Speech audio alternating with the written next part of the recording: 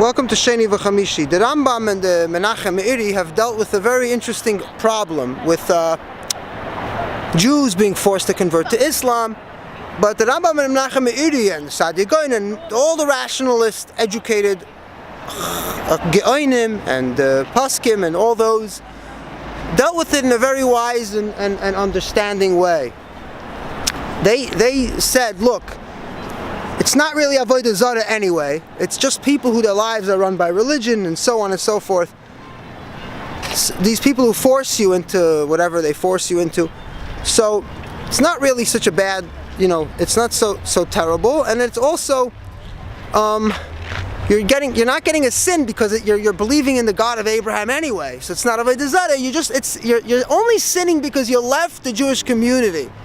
Of course, that opens up new questions. What if you left with an entire community together, the whole shul together converted to Islam based on pressures and so on and so forth? So what if you did it for reasons of pekuach nefesh, which some could even interpret as divine will, because God put you in a predicament, right? Oines rachmana patri, whatever.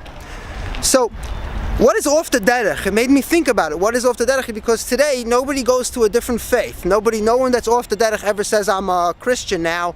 Sorry, I don't do Yom Kippur. I'm Muslim. I'm Scientology. It doesn't happen that often. If it happens, it would probably be a subject of a funny show, right? Hi. So the vart is like this. I was at the party at the Open Temple. And after that I was leaving, I met this young a guy my age, and he was kind of off the derech. He stopped talking to his friends. His friends would tell me he's not associating. I said, what's the matter? Is he, usually they count by your observance. Do you keep Shabbos or you do, and stuff like that? Things that we can visibly look at and judge. Do you keep kosher? I saw him eating not kosher. Things like that. That's one way. Another way is if you disassociate yourself with the kahal, which is easily done today. You could even be Shemer Torah mitzvahs, and you could become, from Lubavitch, you could become hardcore Litvish. I remember seeing one guy in Aguda, and some Litvish boy in Far Rockaway pointed out to me, that guy used to be Lubavitch, and now you won't even smell it from him. He completely changed, and he has nothing to do with he's not even like, oh, Yitis Kislev, nothing. So there are such types, but those are not, you're not leaving. It's another question. Are you a sinner? Yes, you're a sinner because traditionally you left the community. You left your kahal, your group. So this boy who I met has been what I believed was off the derech for at least 5 to 6 years, and properly, it's a good friend, neighbor, we're talking. And he left the community, and he,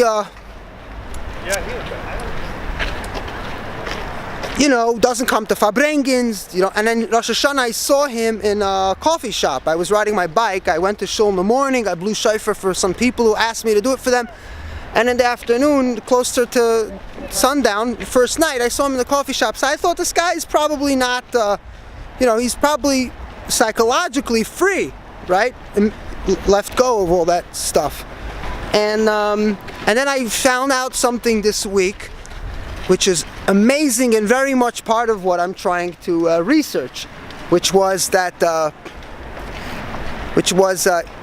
he believed in everything he was indoctrinated as a kid, that treifa food is dangerous, spiritually, supernaturally, magically contaminated. If you eat the food, somewhere, nobody can test it or define it. It happens. Of course, we know the history of treif. It has to do with tumah v'tara. I explained it to him very simply. I didn't tell him, no, it's okay. I know a friend that ate treif. He has plenty of friends that don't keep kosher. He has friends that don't want anything to do with Yiddishkeit, that are, Chabad raised. But that didn't do it for him, because he never educated himself. And I always say, whatever you're doing, if you educate, everybody wins. The victim wins, the guy who didn't fit into a system. It's a very sad thing that a person who doesn't fit in to a organized, set system, which is very badly designed to make people fall out, that he should lose, and the community loses, obviously. So in this case, I said to him, kosher food has to do with tumah v'tara. It has to do with the laws of Tumah V'Tada, which don't exist now anymore. So he said, I want to see you talk to the Rosh, you debate the Rosh about it. It would be exciting. And he was very happy to know this, but he was also very shocked. And I said to him, I've been eating foods, or I've been traveling the world. There's exotic foods to taste from everywhere you go. And it's basically, there's nothing wrong with it. There's absolutely nothing wrong. And he still held on to this belief. 5, 6, 7 years later, he still believed it.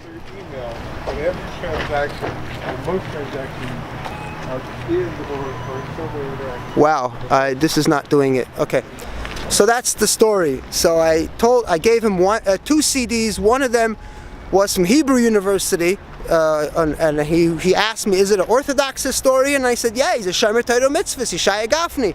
He'll tell you exactly what you never got in yeshiva, which is the basics of Judaism. You go in the library, there's Islam, the teaching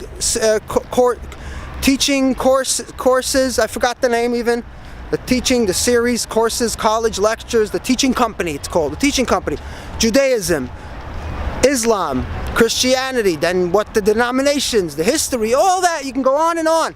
But the basics, so I gave him 1 CD, then I gave him another one, explained Mendelssohn, Chassidim, Haskalah, basically the era of enlightenment in terms of Judaism and modernity. What happened? Judaism used to be a very barbaric religion. It used to be, what do you call it? We used to live in the times when women weren't allowed to leave the house. We've evolved since then, even though that was a halakha. Halakha was that the woman can't leave the house, right? But we don't believe that anymore. That is not the wide-held view. Obviously, there are some groups living today that still follow that old halakha. But we are a religion that evolved. We evolved from Moses to Einstein, from Spinoza to Richard Feynman, you know.